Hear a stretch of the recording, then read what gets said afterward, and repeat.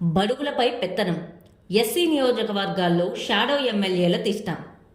పగ్గాలన్నీ వారి చేతుల్లోని. పత్రికలు చెప్పని నిజాలు, విషం చిమ్ముతున్న పచ్చ మీడియా.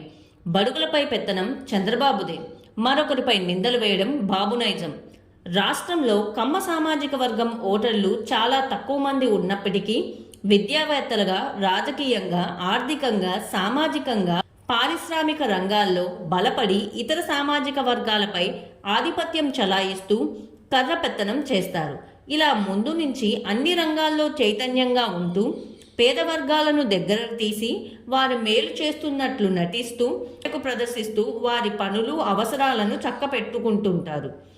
అనాదిగా కమ్మ సామాజిక వర్గం వ్యవసాయం, పాడి పరిశ్రమ, పారిశ్రామిక, కార్పొరేట్ ఆసుపత్రులు, ప్రైవేట్ విద్యా సంస్థలు, చిట్ ఫండ్స్, కాంట్రాక్టర్స్, కార్పొరేట్ రంగాలు, బహుళజాతి కంపెనీలు, పత్రికా సంస్థల వంటి వ్యాపారాలపై ఆధారపడి వాటిని ఆదాయ వనరులుగా మలుచుకున్నారు. ఇలా కోట్లకు అధిపతి అయ్యారు.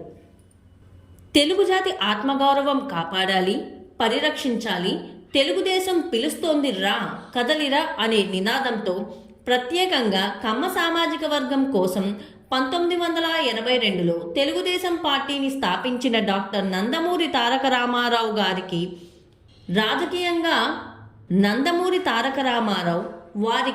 రాజకీయంగా ప్లాట్ఫామ్ ఏర్పాటు చేసి ఉమ్మడి ఆంధ్రప్రదేశ్ రాష్ట్రంలో అత్యధికంగా కమ్మ సామాజిక వర్గానికి చెందిన ఇంజనీర్లు, వైద్యులు, పారిశ్రామికవేత్తలకు, ఎన్ఆర్ఐలకు ఎమ్మెల్యే, ఎంపీ సీట్లు ఇచ్చి రాజకీయంగా వారిని పైకి తెచ్చారు. సినీ పరిశ్రమలో రారాజుగా వెలుగొందిన ఎన్టీఆర్ అభిమానులు అందరూ గుడ్డిగా ఎన్టీఆర్ ప్రసంగాలను విని గుడ్డిగా నమ్మి ఓట్లు వేసి అత్యధిక మెజారిటీతో తెలుగుదేశం పార్టీ అభ్యర్థులను గెలిపించి ప్రభంజనం సృష్టించారు. అప్పట్లో రాజకీయం చైతన్యం లేని ఇతర సామాజిక వర్గాలు అధిక శాతం కమ్మ సామాజిక వర్గాలపై ఆధారపడి వారి సలహాలు, సూచనలు తీసుకొని వారితో నడిచేవారు.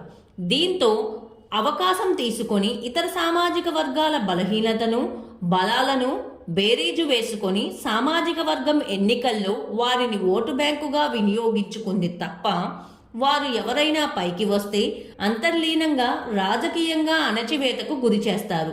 ఈ కమ్మ సామాజిక వర్గం తంతు మిగిలిన సామాజిక వర్గాలకు ఆలస్యంగా తెలిసి వచ్చింది. ఈ సామాజిక వర్గం విశ్వరూపం తెలిసిందని పసిగట్టిన కమ్మలు ఒకరిపై ఒకరు తగాదాలు, వివాదాలు పురిగొల్పుతూ రాజకీయ లబ్ధి పొందుతున్నారు. సామాజిక వర్గాలకు మొక్కుబడిగా స్థానిక స్థానాల్లో సర్పంచి, ఎంపీటీసీ, జెడ్పీటీసీ, కౌన్సిలర్ సీట్లు ఇచ్చి చేతులు దులుపుకున్నారు. చట్టసభల్లో శాసనాలు చేసే అసెంబ్లీ, పార్లమెంట్ సీట్లను కమ్మ సామాజిక వర్గానికి కట్టబెట్టి రాజకీయాధికారాన్ని గుప్పెట్లో పెట్టుకొని రాజకీయంగా, ఆర్థికంగా, పారిశ్రామిక రంగాల్లో ఎదిగి శ్రీ చైతన్య, గీతం వంటి విద్యా సంస్థలను ఏర్పాటు చేసుకొని కోట్లాది రూపాయలు ధనార్జన చేస్తున్నారు. ఆ సామాజిక వర్గానికి చెందిన యువతీ యువకులకు అన్న ఎన్టీఆర్ ఉద్యోగావకాశాలు కల్పించారు. ప్రతి ప్రభుత్వ కార్యాలయంలో ఆ సామాజిక వర్గానికి ఉద్యోగాలు లభించాయి. అప్పట్లో అన్ని వ్యవస్థల్లో ఈ సామాజిక వర్గం అన్ని విధాలుగా బలపడింది. ఆ సామాజిక వర్గంకు చెందిన ఎంతో మందిని ఎన్టీఆర్ ఎమ్మెల్యే, ఎంపీ, రాజ్యసభ సభ్యులుగా చేశారు.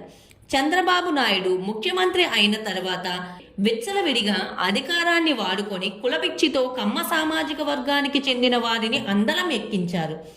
ఇలాంటి కుట్ర, మోసపూరితమైన విన్యాసాలను చేస్తూ భారత రాజ్యాంగం పరంగా సంక్రమించిన SC, ST, BC, minority MLA, MP, corporation పదవుల్లో నియమించి వారిపై పెత్తనం, ఆధిపత్యం కమ్మ సామాజిక వర్గం నాయకులు చలాయిస్తున్నారు. ఇలాంటి పెత్తందారీ వ్యవస్థకు ఆజ్యం పోసి కమ్మ సామాజిక వర్గం చంద్రబాబు పచ్చ మీడియా, ఎస్సీ, ఎస్టీ, బీసీ ఎమ్మెల్యేలపై సీఎం జగన్ పెత్తనం చేస్తున్నారని విమర్శలు, ఆరోపణలు చేయడం పచ్చ మీడియా రాస్తున్న రోతరాతలు గురువింద సామెత చందాన ఉంది. ఈ వీడియో కనుక మీకు నచ్చితే లైక్ చేయండి. మా ఛానల్ని సబ్స్క్రైబ్ చేసుకోవడం మాత్రం మర్చిపోకండి.